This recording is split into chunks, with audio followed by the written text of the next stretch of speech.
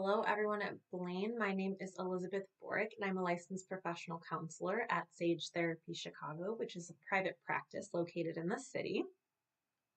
I am a therapist, and essentially what that means is I sit and talk with all people from all walks of life about their emotions and experiences to try to help them feel better, to try to help them feel happier. And so I'm going to talk today a little bit more about mental health and what that is. I'm going to answer some questions that you all sent in and just normalize mental health care and what that looks like for all of us so that we can get ourselves to a better place. So to start, I just like to normalize mental health by talking a little bit about our physical health. So when you trip and fall in the playground and break a bone, so let's say you break your arm, what would you do? Guessing most of y'all are saying you're thinking you go to the doctor, right?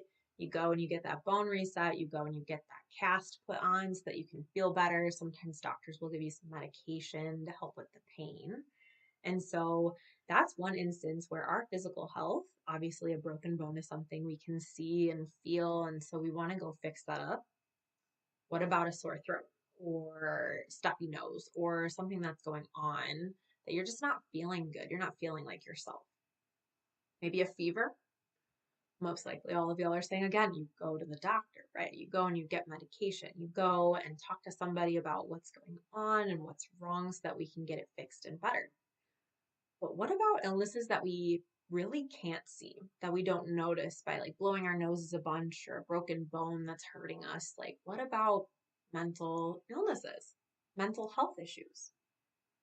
The definition of mental health in the first place is the way we think and feel about ourselves, as well as the world around us, as well as how it affects how we cope with life's stressors or life's challenges. So essentially, what that means is our mental health is what we think about ourselves and what we think about the world around us. What do we think about school, about our friends, about our parents or caretakers, what we think about our teachers, our schoolwork, things like that, but also how it affects how we show up in life. So, how are you sitting in the classroom right now? How you're watching this video? If your mental health is not doing super great, you might not be paying attention to this video right now. Or it might be really hard to pay attention to this video and you might be thinking, wow, I really need to hear this. It might be showing up with friends and not feeling seen. You might feel really alone, even though you're in a room full of crowded people. It might be feeling really, really sad all the time or really, really worried all the time and not really knowing why. What do we do about that? And it's actually a lot more common than we think, with 1 in 4 people in their lifetime, so throughout their whole lives, will experience some type of mental health issue. And the other 3 people that might not directly experience it will have a friend or family member who experiences mental health. So what that means is 4 out of 4 people will experience it all in their lifetime, which means every single one of us will have to deal or manage with something regarding mental health in their lifetime. So why is it so big of a deal when we think about trying to manage mental health? Why is it so like, don't talk about it, hush, taboo? Or maybe something you haven't even heard of before and you're like, what is mental health? I'm here to normalize it a little bit more and talk about this so that we can get people the help that they need, including y'all or including family members or friends. And so I like to kind of describe mental health as a clock that's not working right. So if you take a look around your classroom right now, you'll probably see a clock hanging up on the wall or somewhere maybe on your teacher's desk. And what if that clock said right now that it was like 8:53 p.m.? It's not 8:53 p.m. You wouldn't be at school right now, right? And so the way that I am comparing this clock is to our brains. So if the clock is not telling us the right time, how are we supposed to go anywhere on time? How are we supposed to even know what time of the day it is or what we should be doing during that hour? And maybe something with the wiring in that clock is all messed up. Maybe something is just out of whack. We need to go in there and figure it out so that we can talk with someone to figure out how to fix our clock.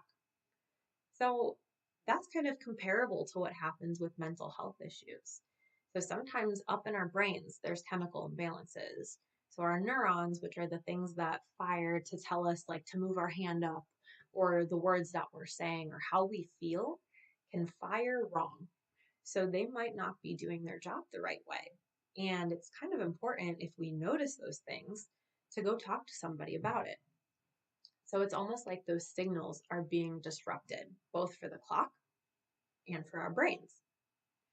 And some common ways that that can show up, especially with y'all in your age group, are depression and anxiety. So I'm sure maybe some of you have heard of those words before, and some of you might not have, and that's okay. So I'm going to go a little bit into what those mean. So depression is when someone feels really, really sad, like majority of the time, and can't shake it. Like they're not able to control how sad they're feeling, no matter how hard they try. Almost like when we break a bone, we can't just fix it with our mental brains. Like we can't fix it. We don't have superpowers to be able to do that. We'd have to go to the doctor. And so folks that might feel super, super sad and they can't control what's happening to them and they don't know how to make themselves happier again also have to go to the doctor so that they can talk to somebody and figure out a solution. With anxiety, that's when someone worries a whole lot and can't control how much they're worrying, no matter, again, how hard they try to stop. This again results in somebody maybe needing to go to the doctor to talk through these things. And so there are a bunch of professionals out there that can help with mental health issues, depression and anxiety, or other ones that we might see that I'm not really going to touch on today's video, but there's a bunch of mental health care professionals out there who want to help you just like me. So obviously your doctor or your pediatrician can help recommend you to somebody that might be beneficial. But also there are therapists just like me, your school social worker who deals with these things on a daily basis as well can help point you in the right directions. But where do you go to even start? Especially when something like this, talking about these things can feel so, so scary. Well, there are a lot of people out there who want to help you, myself included, but who are right around the corner from you, which include your parents, your caretakers, your grandparents, older siblings, your teachers, obviously your school social worker, like I mentioned. And if you want to go ahead and strike up a conversation with them, if you're not feeling like yourself, I really encourage you to do it because they can point you in the right direction that can get you the best help that you might need. So, what might that look like? Even just scheduling a time with them to say, like, hey, can I talk to you 5 minutes after class? Or, hey, can I talk to you tomorrow before class? I have something going on and I really want to mention this to one of your teachers. Or heading over to the principal or school social worker's office after school. Or even at dinner with your parents or caretakers and saying, hey, like, I'm having a really hard time making friends at school and I'm feeling very alone right now. Can you guys help me figure this out? And most likely the answer is going to be yes, of course. Let's figure this out together. Because these people do truly love and care about you and want to see you be your best self. And sometimes that means going to a professional to get that help. Because just like with a broken bone, we can't fix it without knowing about it. So we have to figure it out and we got to talk about it together. So, speaking of which, y'all all entered in some lovely, lovely questions. And for the second part of this video, I'm going to talk through some of those and give y'all some answers on what might be helpful.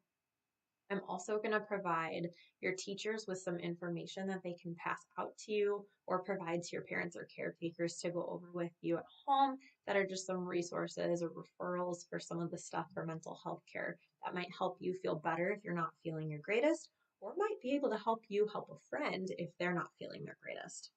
Okay, so now we're going to try to answer a lot of these questions that y'all sent in to me. Thank you for sending them in and providing me with some stuff that I get to answer for you all. So if I do not get to your question, I do apologize. I had a lot of them, but a lot of them also were very similar to each other, which might come with very similar recommendations. So I'm going to try to lump some together so that I can get to as many as I possibly can. Let's get started. So a handful of ones that actually touch on I statements, which I'll explain what those are in a second, were sometimes my friends exclude me. What do I do? My best friend is being mean to me. What can I do so they stop? What do I do when my brother is annoying me? So these are all really great questions. And so one of the things that I recommend with my clients to utilize to communicate your emotions or communicate your feelings is I statements. So what that might look like is, for example, with the sometimes my friends exclude me, saying, I feel very sad and very lonely when I feel left out, and I'm feeling really left out right now. Is there something that we can do to change that? Can I be included in this? When your best friend is being mean to you, what can you do so they stop? Maybe communicating, hey, I'm feeling really hurt when you use these words towards me. What can we do to change that? Is there a different way you could talk to me that might make me feel better? Because right now, the way you're talking to me is kind of mean. So what if your brother is annoying you, maybe saying something along the lines of like, hey, I'm feeling very overwhelmed right now and I need to take a break. Stuff like that. Then there was another question that talked about sometimes two people ask me to play different games and I don't want to say yes to someone and no to another. What should I do? That's really a great question. And so I wonder what it would look like for you to maybe include both people or both groups of people and communicating, playing together at the same time or playing together at separate times. So saying maybe to each person, like, I really want to play with you right now, and that sounds like a lot of fun. Can we do this all together? Or even communicating and saying, hey, I really want to do both of these things. Can I play with this one first for 10 minutes and then play with you guys the next 10 minutes? Something like that.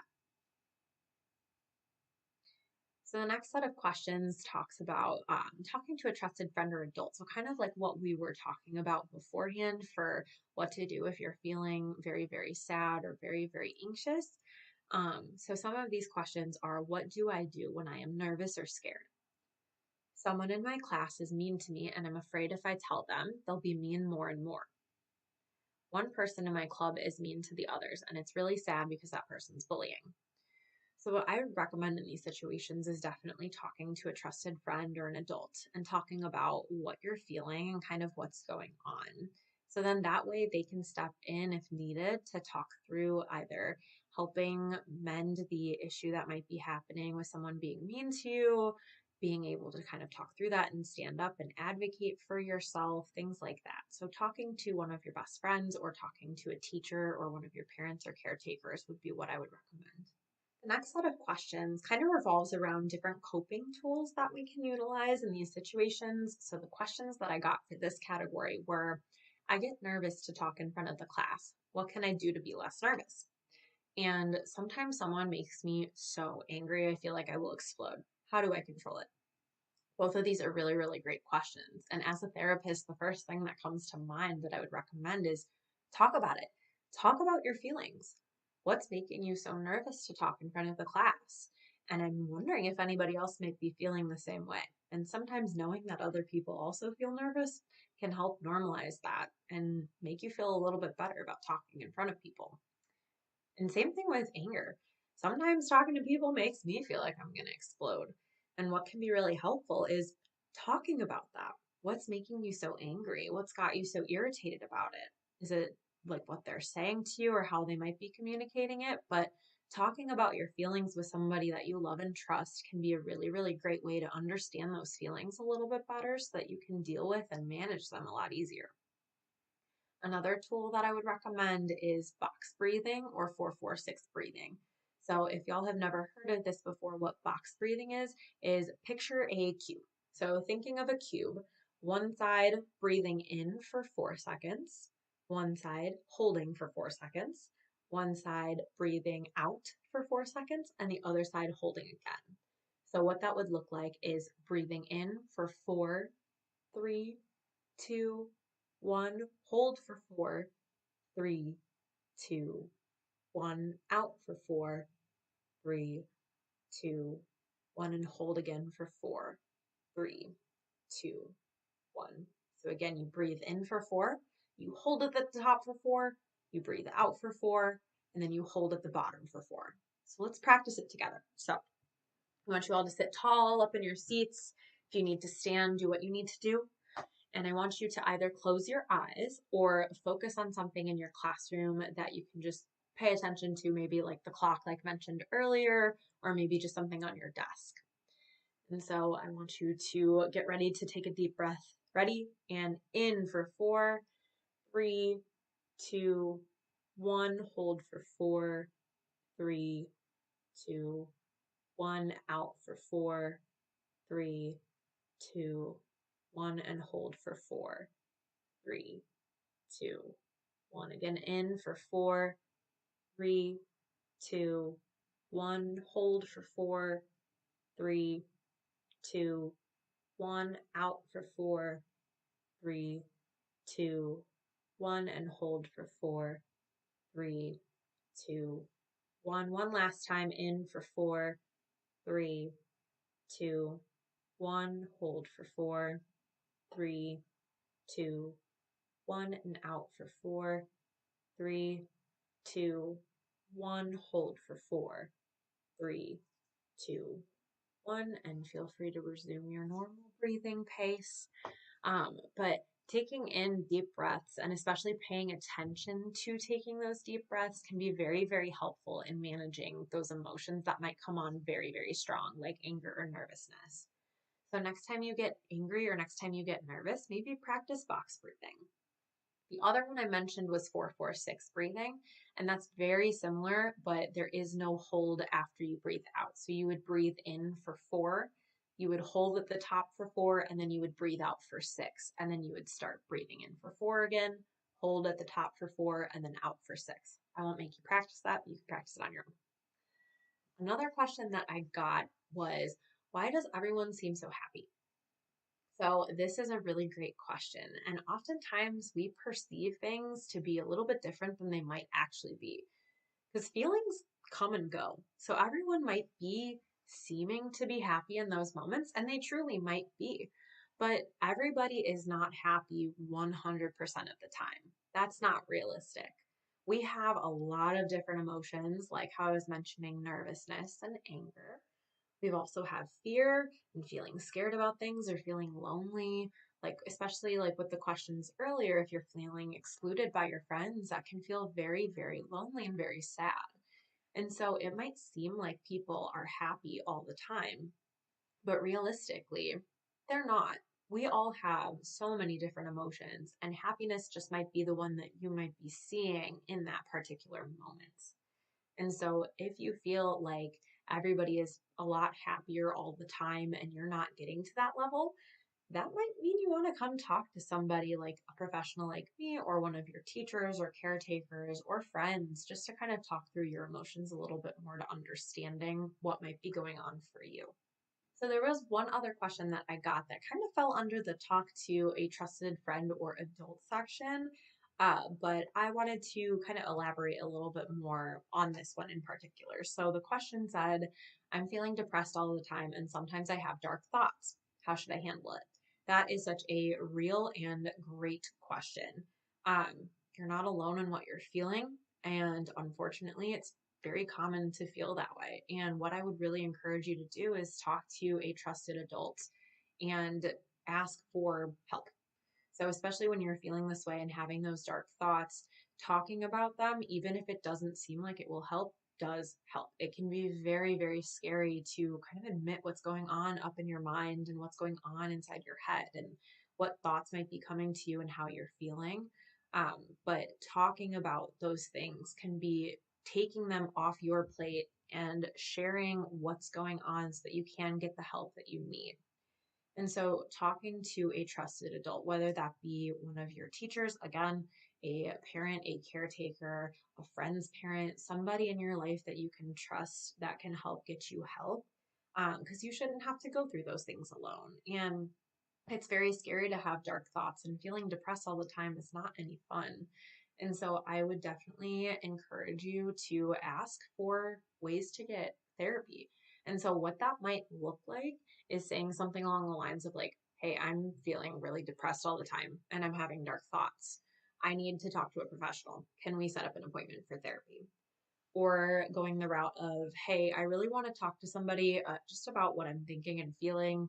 Is there a way that I can get in touch with a therapist?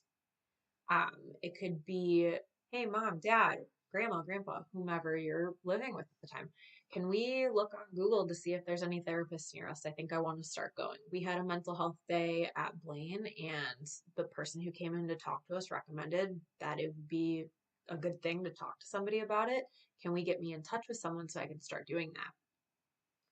Very normal to have mental health issues, obviously, as we learned earlier about the stats. 1 in 4 people experience some type of mental health illness, and 3 others, so 4 out of 4 people, experience that either through a friend or a loved one. And so being able to get the help that you need is extremely important, especially at y'all's ages. And so I encourage you, even if it feels really, really scary, to ask for what you need. And that might be to go talk to somebody. It might be going to talk to somebody like me who's a therapist, maybe a psychiatrist to talk about medication, or just talk again about your feelings and see what your options are. But in order to do that, you got to talk to a trusted adult. And so if that's a parent, grandparent, friend's parent, a teacher, your school social worker, your principal, whomever, but hopefully they will be able to get you in touch with somebody who can help you in a more professional way. But it does start by talking about it. So I highly, highly encourage you to do that. Marks the end of our question section. And I gave y'all obviously some psychoeducation about mental health and whatnot. Like I mentioned before, I'm providing some resources for your teachers to give out to you whenever, either if they're, however, they might be giving it out to you, or if it's going in an email to parents, whatever that might look like, just to give y'all some more resources so that you can utilize those. But thank you so much for letting me take up a little bit of your time today. And I hope that you all have a fantastic summer. I know you're approaching the end of your school year. But if anything, please feel free to reach out to one of your teachers if you're needing to get in contact with me, or if you're wanting to get in contact with some of those resources that I provided. But heck yeah, thank you for letting me be a part of your mental health day. I hope you all have a great rest of your days.